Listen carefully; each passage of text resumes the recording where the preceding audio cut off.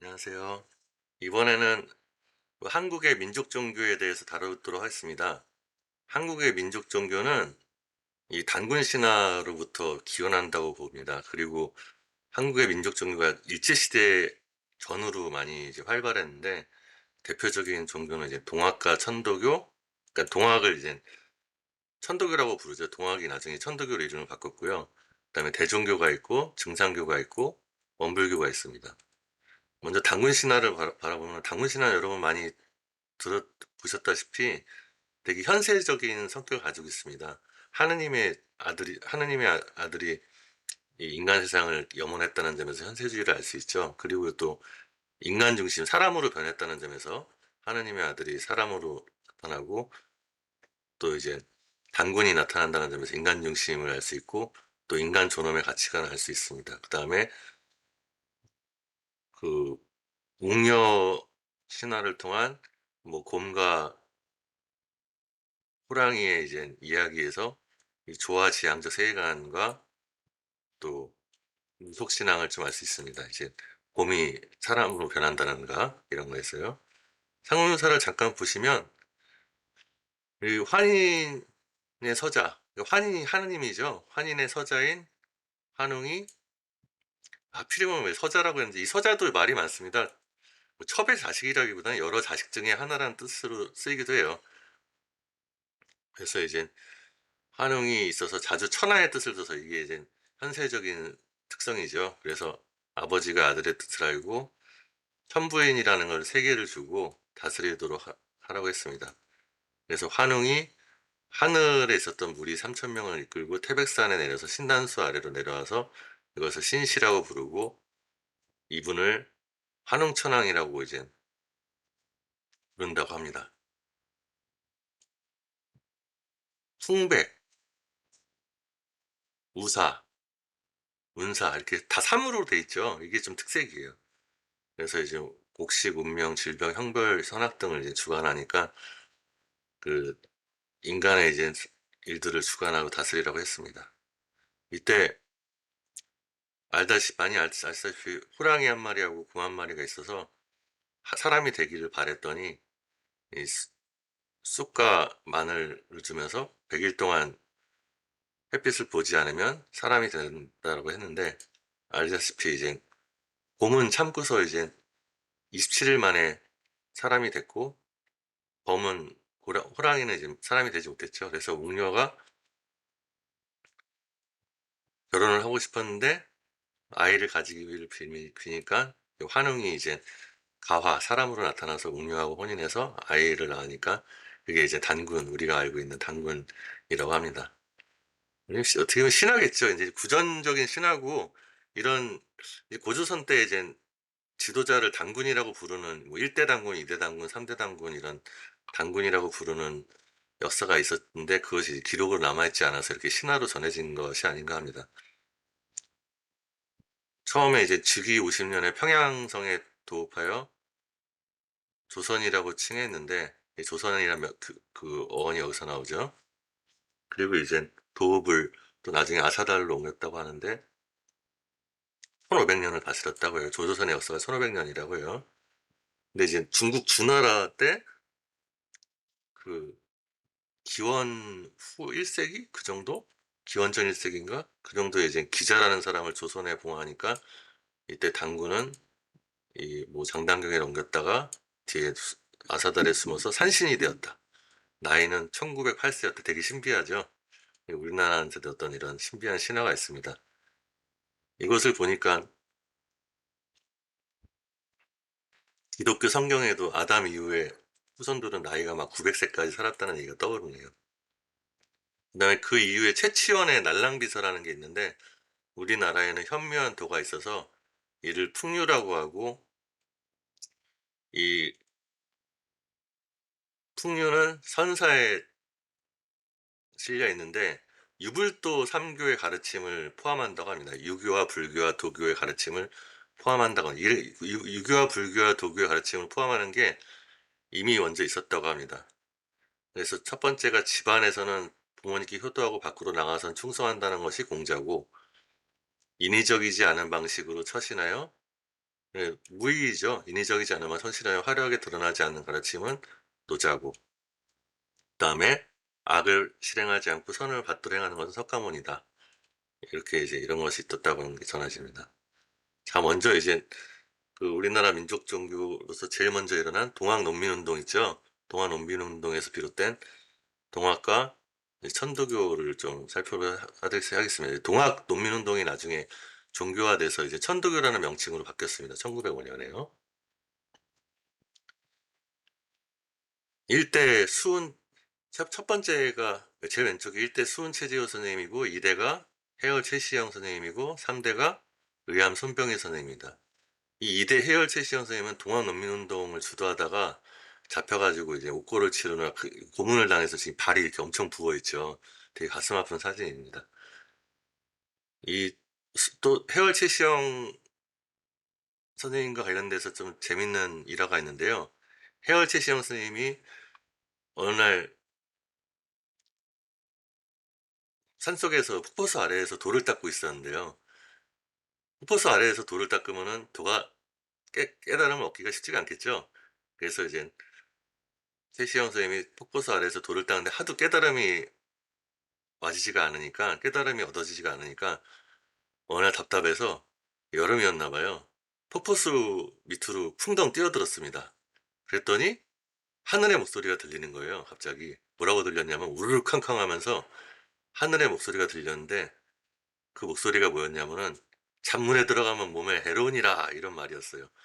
그래서 최시영 선생님이 궁금해가지고 이게 무슨 교화일까 이러서 나중에 이 일대 수은 최지호 선생님께 이제 여쭤봤습니다. 이 이러이러해서 하늘의 목소리 들었습니까? 어떤 일입니까? 그랬더니 이 수은 최지호 선생님이 언제 어디서 언제 몇 날 며칠 몇 시에 그런 일이 일어났느냐 그랬더니, 예, 몇 날 며칠 몇 시에 이런 일이 일어났습니다. 얘기했더니요. 수은 최지호 선생님이, 내가 마침 그때 요즘 돌을 닦다가 깨달음이 안 와서 답답하다고 찬물에 뛰어들다가 심장마비로 죽는 사람들이 많아서 내가 찬물에 들어가면 목에 헤론이라라고 나무에다가 새기고 있었다. 나의 마음이 너의 마음과 통했구나. 이런 얘기가 전해진다고 합니다. 이걸 이제 오심즉 여심, 여기 말하는 이 오심즉 여심의 이제 기원이라고 하시겠죠. 그래서 천도교의 교리는 이 천주를 모시고 사람을 섬기기를 하늘과 같이 해서, 그래서 하늘을 공경하고 사람을 공경하고 사물을 공경하는 이 인내천의 만민평등의 사상이라는 점이 특색입니다. 그리고 수심정기라고 해서 마음을 지키고 기운을 바르게 하고, 또 방금 말했듯이 나의 마음이 곧 너의 마음이라는 어떤 평등이면서도 또 어떤 소통의 철학을 얘기하고 있고요. 그다음에 하늘을 속이지 말고 하늘을 업신여기지 말라. 여기서 하늘은 신적인 하늘이기도 하지만 동시에 이 물질적인 하늘이기도 해요. 그 다음에 이제 후천길벽이라고 해서 다음 세대의 지상천국이 올 거라는 것을 얘기했고요. 그 다음에 이제 막강한 서양의 힘이 서양의 기독교적인 종교에서 비롯됐다는 점을 좀 얘기하고 있습니다. 그 다음에 이제 천도교에서는 무국대도를 깨달아서 전통적인 민간 신앙이었던 하늘님, 천주를 신앙의 대상으로 습격시켰습니다. 그리고 탈중화죠. 중국으로부터 종속되는 게 아니고, 네, 토착적인, 또 이제 주술과 부적도 사용하고요. 민족주의적인 성격을 가지고 있습니다. 또 이제 유교의 윤리와 불교의 각성, 깨달음의 성격과 그다음에 선교의 양기, 기운을 기르는 것에 삼교합의를 추구합니다. 도는 비록 하늘의 도이나 학은 동학이라고 해서 서학과 대별하고 있죠. 그래서 천주, 하느님과 천주와 땅의 기운과 인간의 3대가 천지인 삼재로서의 조화를 이루는 세간을 가지고 있습니다. 그래서 이 천도교는 하느님의 구체화로서 인격신과 범신론의 결합을 체험하고 있습니다. 한국인의 종교 수용 체험의 잠재적 무의식이라고 할 수 있겠죠. 그리고 나라를 보호하고 백성을 편안하게 하는 보국안민, 이게 이제 동학농민운동에서 나타납니다. 널리 백성을 구제한다는 광제창생, 온 세상에 덕을 베푸다는 포덕천하, 이것도 다 동학농민운동과 관련됩니다. 이런 동학농민운동 사상은 한국의 근대 시민적 평등 사상의 기초가 된다고 합니다. 그러니까 우리 한국의 근대 시민적 평등 사상은 서양에서 비롯된 게 아니라 동학 농민 운동에서 비롯된 평등 사상이라는 거죠. 서학의 천주는 만물의 창조주인데 동학의 천주는 창조주가 아닙니다.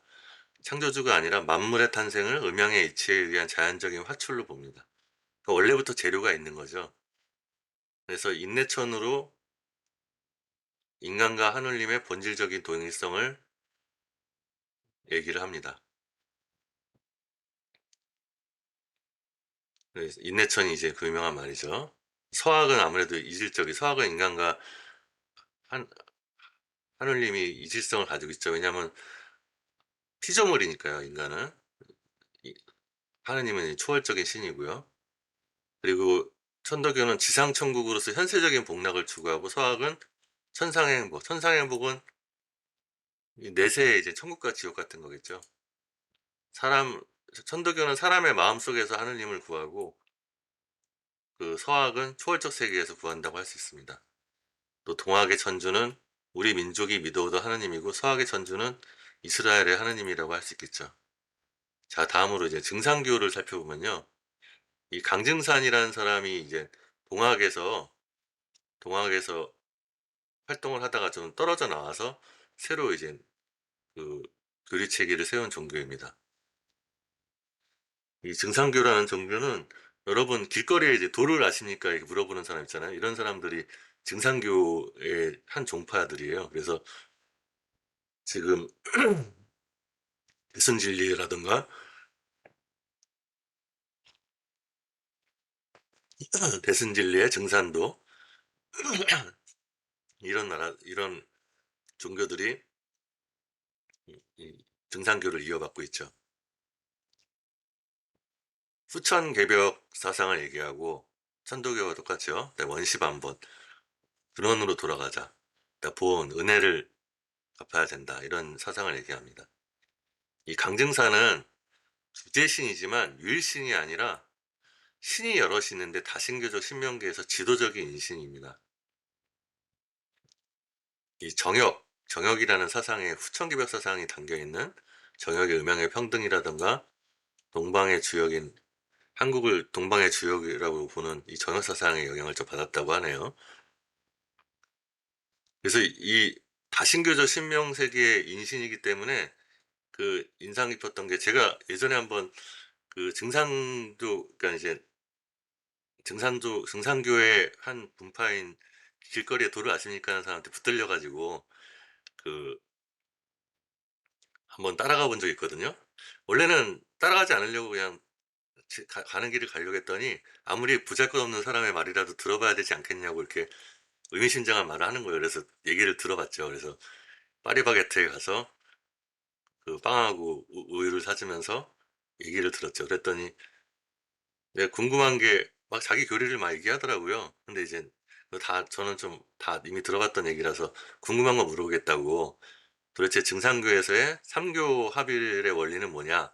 그리고 증상교에서 깨달음은 무엇이냐 이렇게 물어봤더니 자기들은 모르겠다고 자기 센터에 가면은 좀 높으신 분이 만나면 알려주겠다고 해서 제가 제사를 지내라고 하는데 그 뭐 소주병 한 병만 제사 지내도 된다고 이렇게 얘기를 하더라고요. 그럴 수 없으니까 제가 4만 원을 주겠다고 그래서 지갑에 4만 원밖에 없어서 4만 원 주겠다고 해서 제사를 지내러 갔습니다.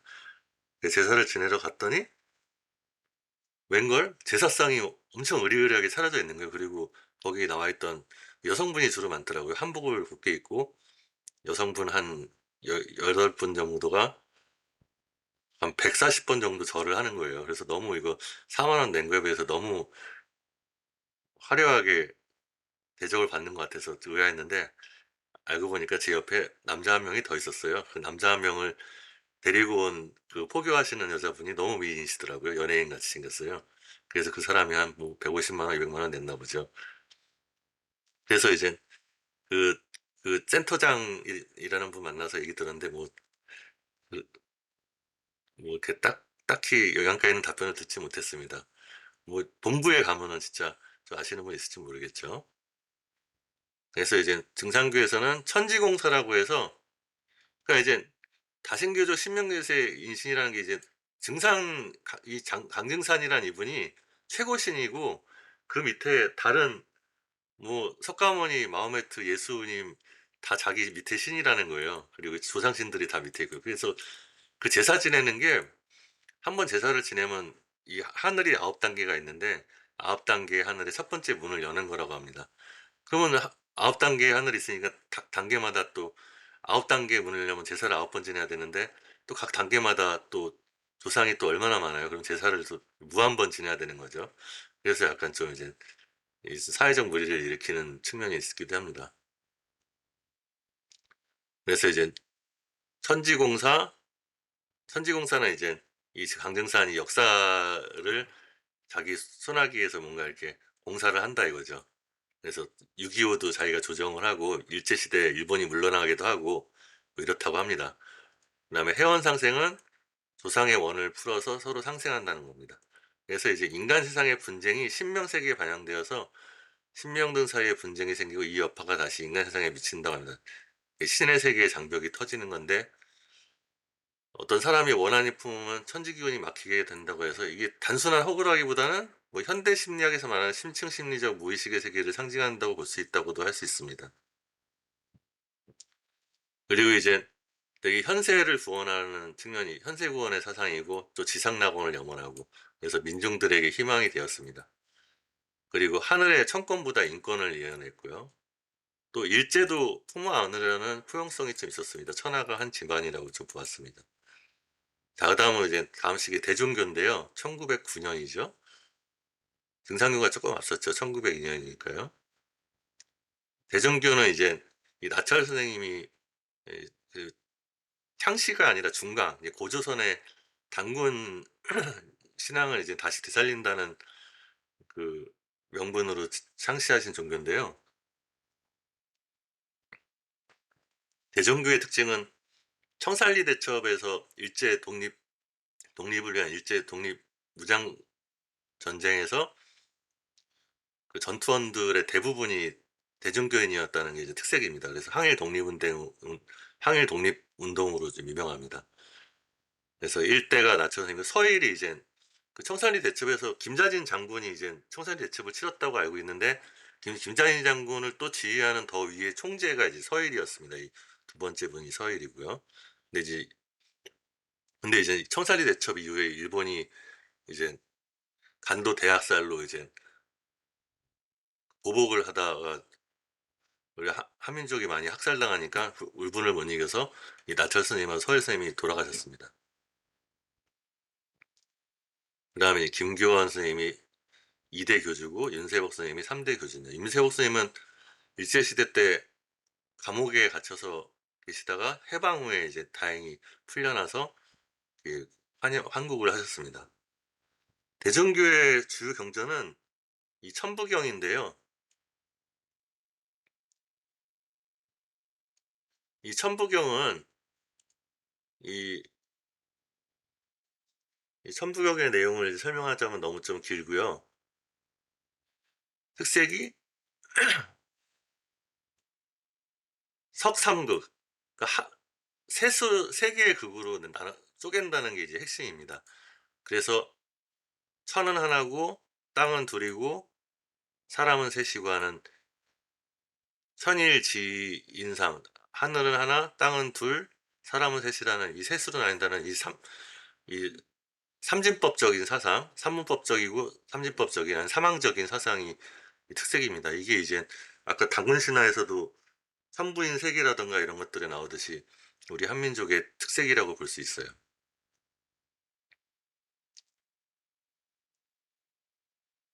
한번 이제 번역을 한번 읽어보시기 바랍니다. 시간 되실 때요. 대종교는 단군을 숭배하는 제천사 신앙에서 유래했고 이 대종이라는 뜻은 대종교가 아니라 대종교입니다. 대종이라는 뜻은 천신이라는 뜻입니다.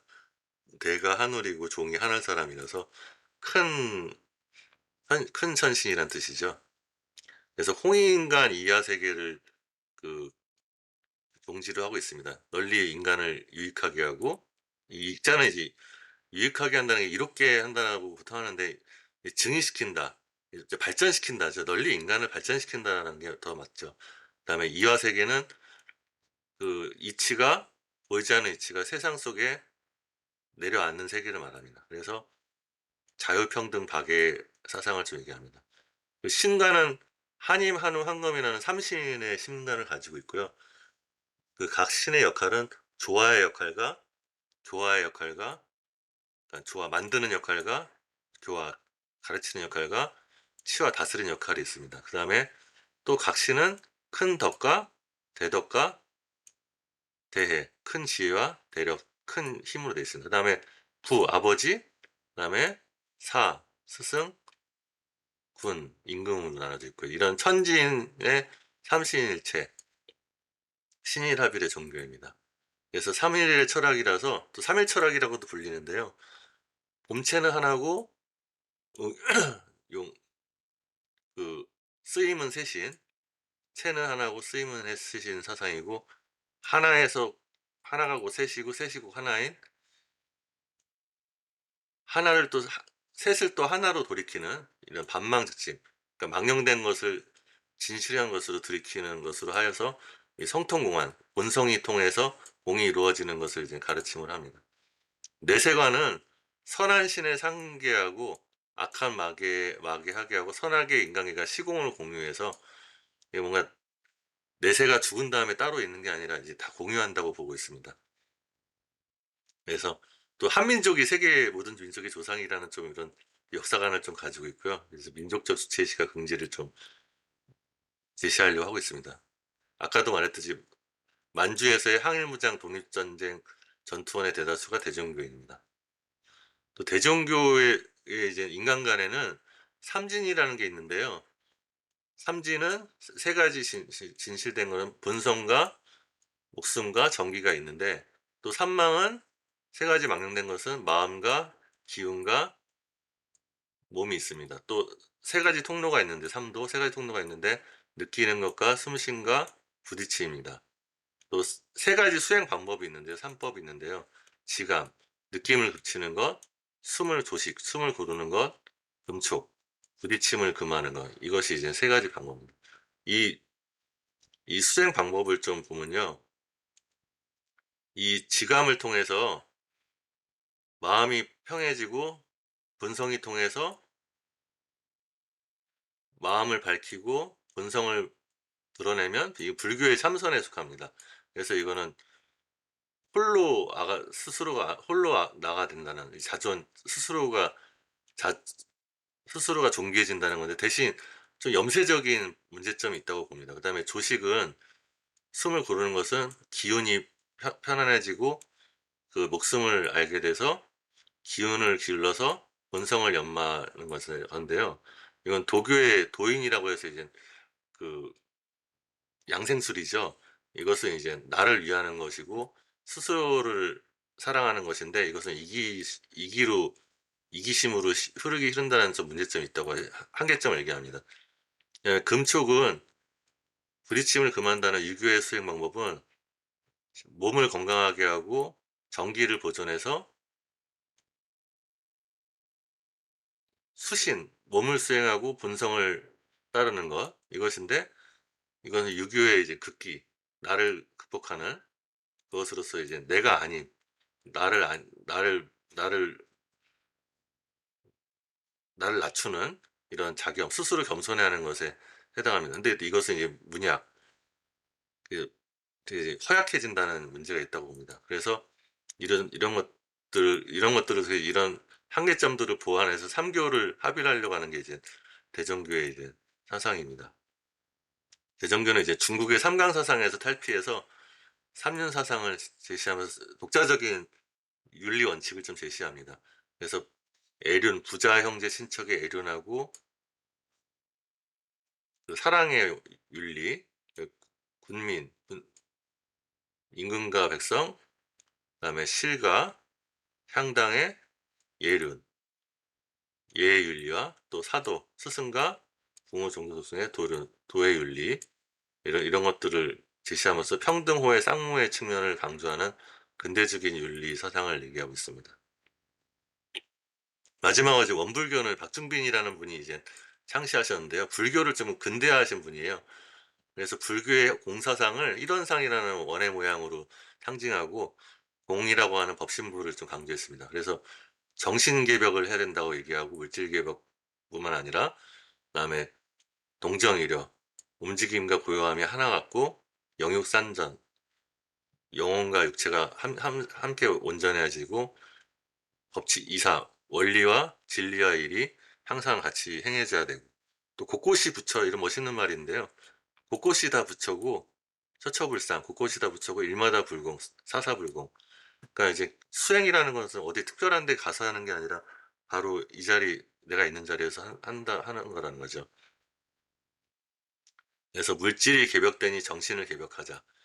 물질의 발달이 과학기술이 발달해서 물질이 발달하는데 정신의 발달에 미치지 못한 생긴 화란을 구원하고자 했습니다. 그래서 정신과 물질의 조화를 얘기합니다.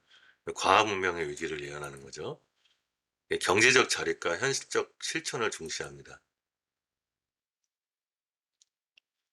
그 다음에 이제 일원상의 진리, 일원상의 진리는 이제 공사상이죠. 절대공, 언어나 사회를 초월한 절대공, 중도의 세계죠. 또 후천개벽의 변화를 좀 얘기하고요. 또 보은사상, 불교의 상이상과 그 인연에 대한 인간구호를 얘기해서 무상신과 무거래의 무착행을 얘기합니다. 그래서 민족의 미래에 대한 낙관적 희망 속에서 일제에 대한 적극적인 저항보다는 식산, 교육, 재생, 그러니까 민생을 구원하는 거죠, 재생을. 여러 가지 활발한 사업을 통해 동포 민중의 공고를 어루만지는 길을 택했습니다. 그래서 이제 지금 현재 민족 종교 중에서는 가장 큰 세력을 가지고 있고요. 삼성가에서 이 원불교를 신앙하기 때문에 옛날에 돌아가신 이건희 회장님이 원불교식으로 장례식을 했다고 그래요. 그리고 이제 원불교에서는 한반도가 장차 세계를 정신적으로 지도할 것이라는 비전을 좀 얘기했습니다. 이렇게 이제 우리나라에도 그 다른 그 종교 못지않는 동서양의 종교 못지않는 그 가치를 가진 종교들이 근대기에 생겨났기 때문에 요거에 대해서 관심을 가져볼 필요가 있을 것 같습니다. 그래서 여기 보면은 박규수가 한 말을 좀 의미심장한데요. 오늘의 중국이 어디에 있는가? 저리 돌리면 미국이 중국이 되고 이리 돌리면 조선이 중국이 되어 어느 나라든지 가운데로 오면 중국이 되나니 오늘의 어디 정해진 중국이 있는가? 바로 이제 이 땅에서 바로 우리가 살고 있는 여기의 문제에 충실하고 이 땅의 문제를 중요하게 여겨야 된다는 점을 시사하는 것 같습니다. 그래서 이제 제가 저의 좌우명으로 삼는 게 무경심도, 경전 없는 마음의 도라고 해서 답은 책에 있는 게 아니라 나에게 있다는 것이죠. 이것이 좀 민족 종교 관련해서도 주체성이나 그 자발성과 관련해서 시사하는 바가 있을 것 같습니다. 예, 감사합니다.